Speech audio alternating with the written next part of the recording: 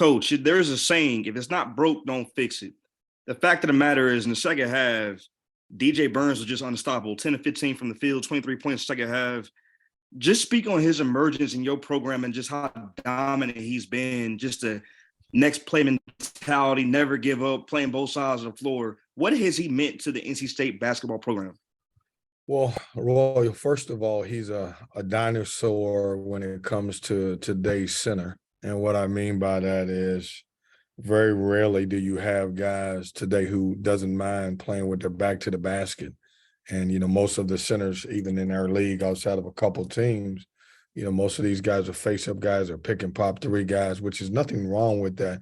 But he gives us the ability or he gives us something that, we probably haven't had in a long time, and many people in college basketball, the ability to score with your back to the basket where you can throw the ball inside. And then, he's a trusted passer. He really finds people. What a tremendous game he had at Wake. And, he's had some really good games for us in the NC State uniform, but that's probably his best one so far. Thank you, Coach. Thank you. I'll go next to Corey Smith. Go ahead, Corey. Kevin, first of all, hope you're having a good morning. Wanted to check with you on this coming up Wednesday's game. Obviously, you guys face off with a Florida State team that's been playing, better basketball recently. Is it kind of a similar scenario to last week where you went on the road to Georgia Tech and you said afterwards, play the team, not the record, right? Oh, 100%, Corey. They're good. I think if anybody in this league would to look at their record and say we're playing against a team that's 7-15, I think that's a huge mistake. All you got to do is look at the Clemson game this past weekend, and them going on the road and winning at Pitt. They're really good, and it's unfortunate because obviously they're going to get heavily penalized for what happened in November and December with a lot of injuries, and then obviously not having one of their better players for 16 games, but. This team is as talented as any team that we're going to play in this league, and they can beat anybody on any given night. I'm sitting here watching them yesterday and today. They're really good. Talented, and obviously you guys know that Leonard has done a great job for a lot of years. Thank you, Kevin. Thanks, Corey. James Henderson, go ahead.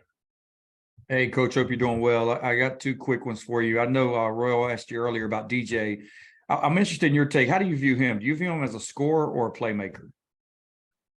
Well, he was a playmaker on Saturday. I think he's really just an unselfish player that has gotten better in a lot of areas. One of the things for DJ is trying to get in the best shape that he could to be able to play.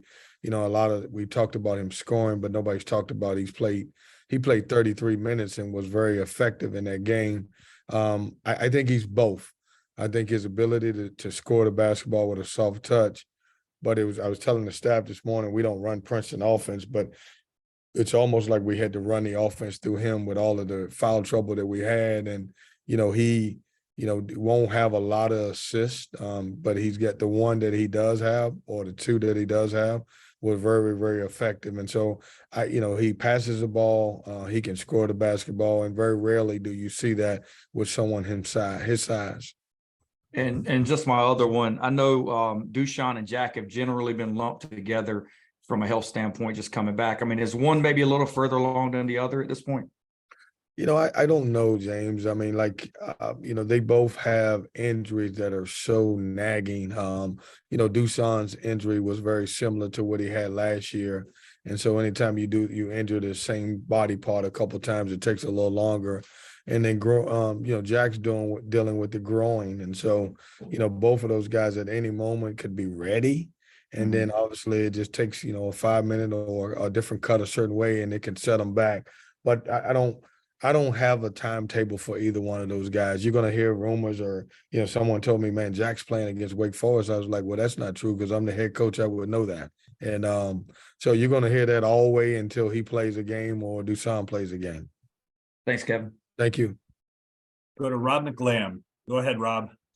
Hey, Kevin, I have a two-parter as well. It's about transfers. First, what leads you when you're constructing a team to sort of say, okay, I want to add graduate transfers to this group? And then what are the non-basketball skill set in terms of intangibles do you look for from grad transfers? Well, I think transfers are good because it's almost, as we know, we hate to say free agency, but you have the ability now to go out and find guys who completely fit your system. You know, when you're recruiting a high school guy, you're hoping and wishing that it translates to this level. You know, with the transfer portal, you're able to see them play against other, you know, Division I teams, Power 5 teams, and do they fit in the way that you play, and what can they contribute coming right away? The intangibles is you want guys who, you know, have a winning mentality.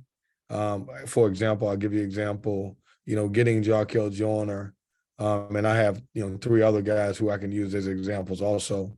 But, you know, we really hit a home run with this kid because he's a great person. You know, he's very focused. He's good on and off the court. He's great for your locker room. And so it's much research as you can find out, and you're not going to get as much as you would like, just to find out what type of person they are, and who you're bringing into your program always goes a long ways. Is it hard to get them to sort of quickly get that standard you've established, because they've been in an example like with Joyner, he's been 4 years at Ole Miss. This is something new. Or was he quick to the game? Well, our system fits the way Jarkel wanted to play, and I think it was a perfect storm for him. You know, when we lost Darion Sebron, you know, with his ability to come in and know that he had the opportunity to start right away in a system where he could play free and be able to take a lot of shots and, you know, kind of, you know, get up and down. And, you know, if I had to say a point guard, he reminds me, you throw back a couple of years ago when we had Markel Johnson, who could really get after you defensively, but had a lot of freedom. And he's kind of fit that role from a basketball standpoint. We'll go back to Royal Howell. Go ahead, Royal. Coach, since January 7th, in one possession games in the final minute, your team is 4-0, I believe. What's been the biggest aspect, in your opinion, in your team's ability to not just fold under pressure, but rise to the occasion? When it's time to play ball, it's time to put the kids to bed, you guys are doing the deal. Like, what's been the biggest aspect for you, Coach? I think we paid a lot of attention to detail late. And that's something that we struggle with early. You know, early on in the season, I would have guys that would break the huddle, and 4 guys would know where we were going, and the 5th guy wouldn't know. And it was very frustrating because the guy who didn't know where he was going was the guy that I was running the play for. And so we've kind of, you know, talked about staying locked in and staying focused and understanding everybody has a job to do, and it's kind of worked out for you. It doesn't always work to a perfect science, but, you know, just those possessions are so important at the end of the game, and you kind of got to have everybody locked in on the same page. Thanks again, Coach. Thank you. Brett Friedlander, go ahead. Kevin, going back to the transfer question, Saturday after the game, I can't remember if it was Jarkel or DJ was asked about what were some of the factors that led them to think that NC State was a good fit for them. And he said, the guys that are around me, these other guys that I'm playing with. How much do your players factor into when you're recruiting a transfer?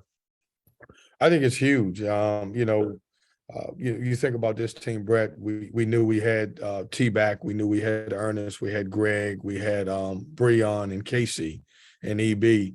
And so I think, you know, when we bring guys on campus, we want those guys to be able to interact with those guys also. And then transfers are smart. I mean, they go out and they do their homework. And, you know, if you get one guy, it leads to another, and understanding how this guy plays. But I think it's important. I'm now, you know, obviously after being here, I think it's so much more important that these guys have a relationship off the court, because I think it leads to, you know, playing well on the court. And, you know, with this group, you know, I think one of the things that helped us is we were able to take a trip to Bahamas, and, you know, they didn't know each other, but being able to get together, hang out, have some fun, play some basketball. And I think that brought them together. So I think that, you know, when you go out there and you get transferred, I think it's important that they feel comfortable, because, I mean, you essentially are bringing in maybe 5 or 6 guys or the independent contractors, and you got to get them all on the same page. Thanks, Kevin. Thank you, Brett. We'll squeeze one more quick one in from David Teal. Go ahead, David. Kevin, DJ took 26 shots on Saturday. That's 10 more than he's ever taken in a game this season. Even as recently as 2 weeks ago, could you have envisioned him getting 26 up in a game? I got every post guy's AAU coach calling me right now. Just say, hey, Kevin Keatts, just so you know this for the record, anybody that says he's a guards coach, I want everybody to understand that my post guy took 26 shots in a game. I can always say that. Just remember that part of it now. He was amazing. It's funny because in a day's time, and I told somebody earlier that, throwing the ball inside and a guy gets 26 attempts and never takes a three and never get in transition, man, that means a lot. So, he's tired the next day. He was tired yesterday. He's probably going to act like he's tired today. And I'm going to tell him, if you're tired today on Wednesday, you only get 5 attempts. So, Thanks, Kevin. Thanks, everyone. Kevin, thank you. Appreciate it.